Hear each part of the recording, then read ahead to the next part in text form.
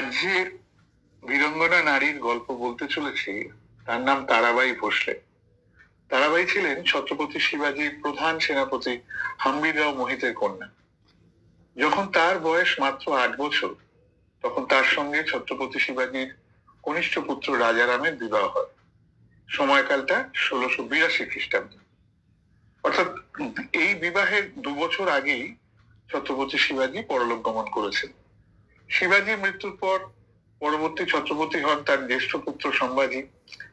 এই সময় বাদশাহ আওরঙ্গজেব এই জায়মান মারাঠা সাম্রাজ্যকে চিরতরে ধ্বংস করার জন্য কোনো চেষ্টারই কসুর করছেন না।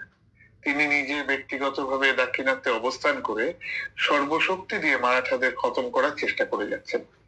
আর ঠিক এই সময়ে 1689 খ্রিস্টাব্দে আওরঙ্গজেবের এক সেনাপতি শেখ নিজাম অসতর্ক অবস্থায় সম্ভাজিকে সঙ্গমেশ্বরে বন্দী করে ফেলে।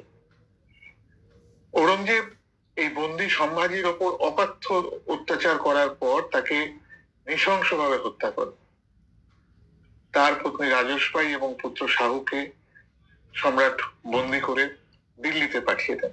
এমত অবস্থায় শিবাজীর কনিষ্ঠ পুত্র রাজারাম ছত্রপতি সিংহাসনে বসেন। এই রাজারাম কিন্তু তার বাবা বা দাদার মতো বীর যোদ্ধা ছিলেন না। উপরন্তু মাত্র 9 বছরের মধ্যে শিবাজী এবং সম্ভাজির মতো দুজন পরাক্রমশালী শাসককে হারিয়ে মারাঠারা তখন একেবারে দিকভ্রান্ত। মারাঠা সাম্রাজ্যের অধিকাংশ স্থানই তখন মোগলদের অধিকারে। এইরকম অবস্থায় 1700 খ্রিস্টাব্দে আবার এক বজ্রাঘাত। এবার ছত্রপতি রাজারাম পরলোক গমন করলেন। মারাঠাদের ভাগ্যে নেমে এলো এক চরম দুর্দিন। আর ঠিক এই সময় মারাঠা সাম্রাজ্যের হাল ধরতে এগিয়ে এলেন ছত্রপতি রাজারামের বিধবা স্ত্রী তারাবাই। তখন বয়স তার মাত্র 25 বছর। এই সময় মোগল সম্রাট আওরঙ্গজেব ভাবলেন যে তার হাত থেকে এবার আর মারাঠাদের নিস্তার নেই। ছত্রপতি শিবাজী এবং সম্ভাজির হাতে তাকে যে প্রকার অপমানিত হেনস্থা হতে হয়েছে সুদীর্ঘ কাল ধরে, এবার তিনি তার শোধ তুলবেন। কিন্তু তিনি কল্পনাও করতে পারেননি যে এই কাজ করতে গিয়ে তাকে আরো কত হেনস্থার মুখোমুখি হতে হবে, তাও আবার এক মহিলার হাতে। রাজারামের মৃত্যুর পর তারাবাই তার শিশুপুত্র দ্বিতীয় শিবাজীকে সিংহাসনে বসিয়ে তার অভিভাবক রূপে কঠোরভাবে রাজ্য শাসক করতে লাগলেন।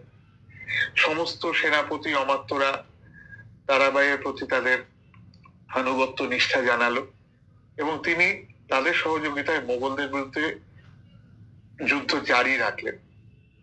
তারাবাই একের পর এক যুদ্ধে ব্যক্তিগতভাবে উপস্থিত থেকে মোগলদের প্রতিহত করতে লাগলেন।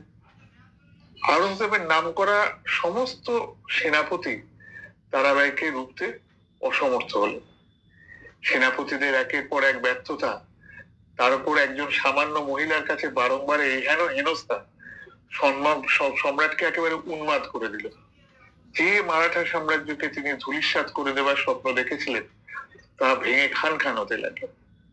এই সময় ঔরঙ্গজেবের বাহিনী মহারাষ্ট্রের প্রত্যেকটি স্থানে ইঞ্চিতে ইঞ্চিতে মারাঠা বাহিনীর দ্বারা বাধাপ্রাপ্ত হতে লাগলো। শুধু তাই নয়, সেই সময় তারাবাইয়ের নেতৃত্বে মারাঠারা মুঘলদের অধিকারে থাকা হায়দ্রাবাদ দখল করলো। 1705 খ্রিস্টাব্দে সেনাপতি ধাবারের নেতৃত্বে নর্মদা পার হয়ে মালব লুণ্ঠন করলো।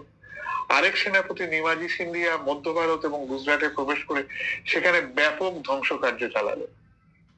এছাড়া ধনাজি যাদব এবং রামচন্দ্র অমাত্য এবং অপর আরেক বিখ্যাত সেনাপতি শান্তাজি ঘোরপাড়ে এমন পরিস্থিতির সৃষ্টি করলেন যেদের নাম শুনলেই তখনকার দিনের বিখ্যাত মোগল সেনাপতিরা ভয়ে কাঁপতে থাকতেন।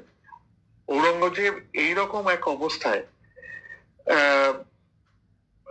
দিশাহীন হয়ে পড়লেন। তিনি ভেবে উঠতে পারলেন না যে এই অবস্থা তিনি সামাল দেবেন কিভাবে। অবস্থা এমন দাঁড়ালো যে দীর্ঘ 20 বছর ধরে যুদ্ধ চালিয়ে এবং মোগল ফৌজের 1/5 বলি দিয়েও ঔরঙ্গজেব তারাবাইকে দমন করতে পারলেন না। ঔরঙ্গজেবের উজির আসাদ খাঁ এসব কিছু দেখে বাদশাহকে এই যুদ্ধ থামানোর এবং দিল্লি ফিরতে পরামর্শ দিলেন। বৃদ্ধ বয়সে ঔরঙ্গজেব এই লোকবল ধনবল অযথা ক্ষয় হচ্ছে বুঝতে পেরে একেবারে ভগ্ন হৃদয়ে দাক্ষিণাত্য থেকে প্রত্যাবর্তনের সিদ্ধান্ত নিল। কিন্তু দিল্লিতে তারা পৌঁছল না। পথিমধ্যে ঔরঙ্গাবাদে এই বিধ্বস্ত সম্রাট 1707 খ্রিস্টাব্দে মারা গেলেন। তারাবাই কিন্তু অপরাজিতই রইলেন। এরপর তিনি দীর্ঘকাল বেঁচে ছিলেন এবং মারাঠা রাজনীতির কেন্দ্রেই ছিলেন একটা দীর্ঘ সময় ধরে। মোগলদের সব থেকে পরাক্রান্ত সম্রাটও কিন্তু তাকে হারাতে পারলেন। একজন সামান্য নারী হয়ে যেভাবে দশভুজার মতো তিনি ভগ্নপ্রায়